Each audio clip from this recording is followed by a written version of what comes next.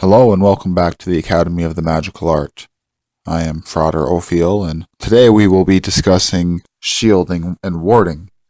In our previous video, we discussed ritual cleansing and purification and the importance of keeping yourself and your personal space clean of any negative energy and vibrating on a high frequency or a frequency that matches a proper harmonic with what you are trying to draw to yourself.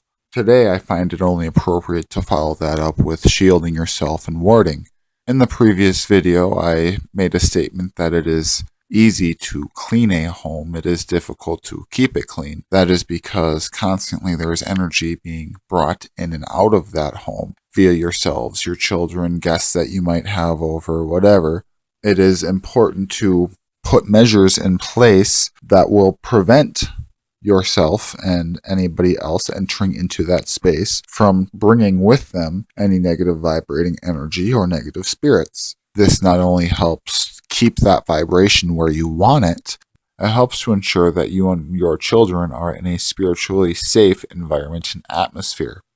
So first off, what is shielding? Shielding is a way of protecting yourself from psychic, mental, or magical attack. It is a technique or a series of techniques for creating magical force fields, if you will. Many people will do it on some level without even realizing it for their entire lives. However, most people must learn how. They aren't even aware that this is something that needs to be done, therefore they have to be taught. There is a wide variety of methods and techniques for various different types of shields, a few of which will be discussed in a few moments. I want to note here that when doing visualizations, which is a lot of how people shield themselves, it is important that the visualizations are done in 3 dimensions rather than 2. Giving them depth gives them an extra oomph of power. We will be discussing some techniques for psychic development and visualization in our exercises folder in time to come. So for now, we are just going to be discussing what these visualizations are in theory rather than in practice and actually giving any technique to accomplish this.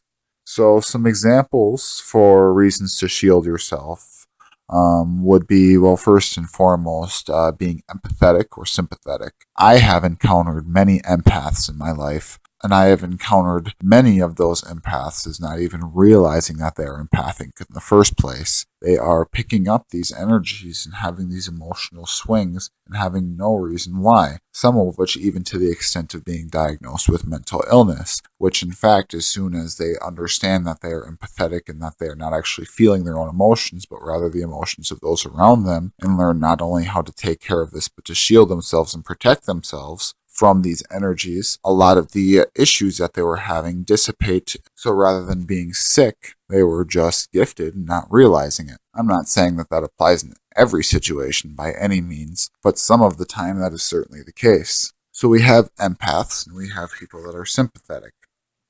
Knowing that people are feeling a certain way, knowing why they're feeling that way, but not necessarily being able to help them versus actually feeling that emotion as if it's their own. So the purpose of shielding yourself in this situation is when you are in a big crowded place, let's say for instance, or if you're just around a person that is feeling certain emotions that you don't want to feel or take part of, you would want to shield yourself to keep that vibration from entering your personal space bubble. These shields are like an extension of the aura. Our aura projects and the shield goes on the outside of that, keeping anything from entering in and affecting our energetic body on its core rather than its borders.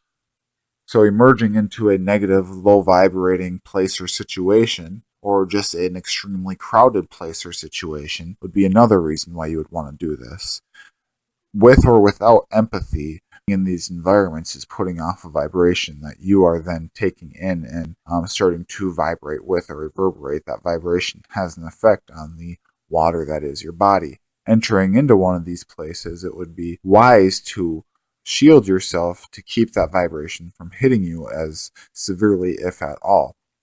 We also have cases of what would be called psychic vampirism. People's beliefs on this subject are varying, but really what I am referring to is when a person is not producing their own prana or as much prana as they should be for themselves, and they are either consciously or subconsciously taking the prana or life force energy from those around them. There are also situations such as either conscious or subconscious hexes and curses.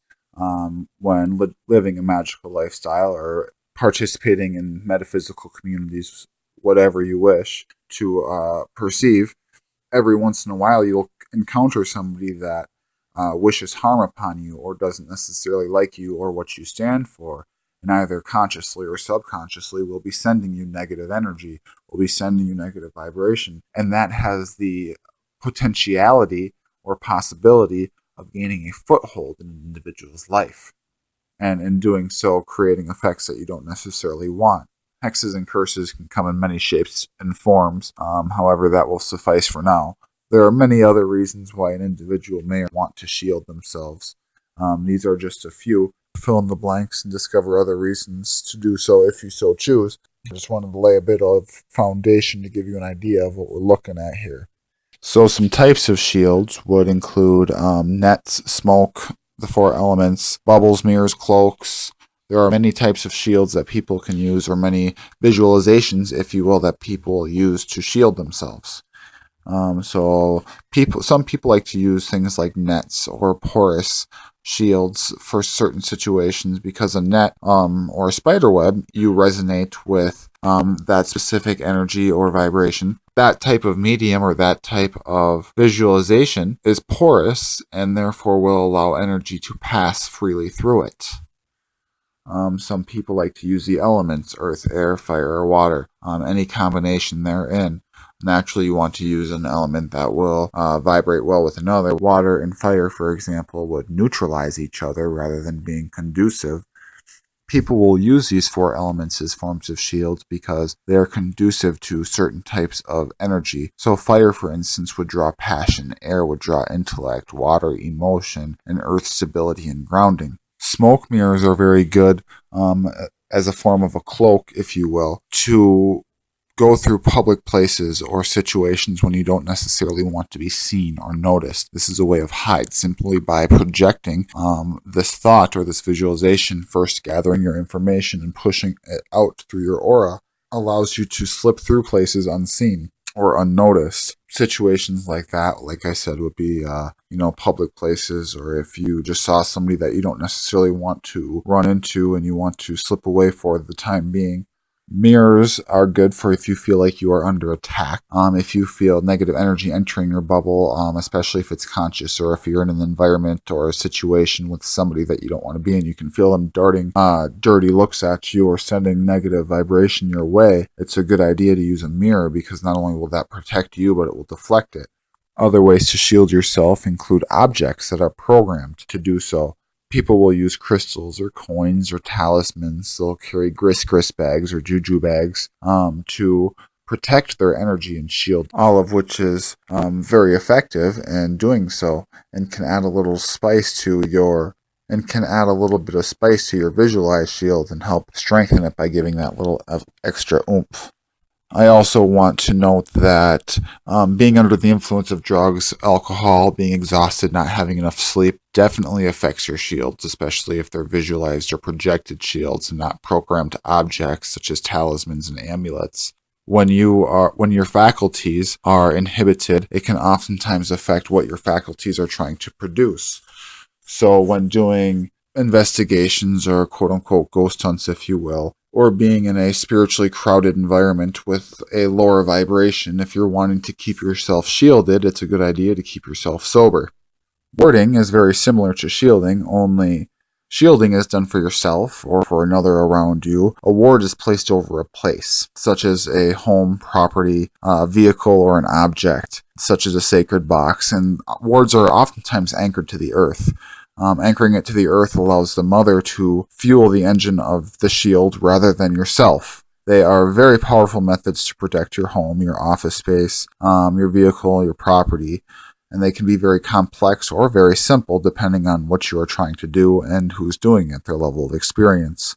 Naturally, people that have been doing it for longer know more ways and what's more effective in certain situations and other things, and somebody that doesn't necessarily know these techniques as well. Ways to protect and ward your home are very similar to ways to protect and ward yourself. You can use visualizations, such as the ones that we discussed with the shielding. You can use charms and talismans, hanging them in your windows, putting them outside your home. You can use crystals. I have crystals buried around my home because that creates a grid. Using barriers or borders such as herbs, salts, oils, and painting the outside of your house in just like a line or your property will oftentimes create a boundary and will project itself through the entire vibration of the home simply by putting it in one spot around it. Assigning spirits and angels is another way to protect your home. Many people will ask certain spirits, such as their ancestors or their guides or angels and guardians, to come and protect their home and stand watch over their home when they are present or when they are away. These are all things to consider, and I strongly encourage looking into them further and researching these subjects and becoming very familiar with their techniques so that you can apply them in your everyday life. I want to thank you for joining with me again today at the Academy of the Magical Art, and until next time, blessed be.